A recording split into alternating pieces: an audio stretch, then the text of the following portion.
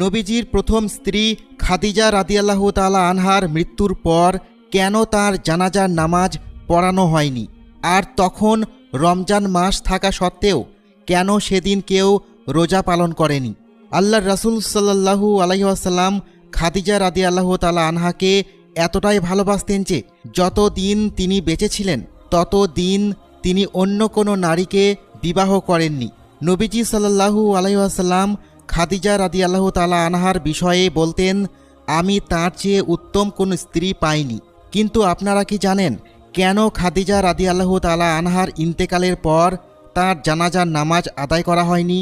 মূলত এটা এই কারণে যে খাদিজা রাদিয়াল্লাহু তাআলা আনহা যখন ইন্তেকাল করেন তখন 5 ওয়াক্ত সালাত সহ জানাজা সালাত বা অন্য কোনো সালাতের বিধান নাজিল হয়নি।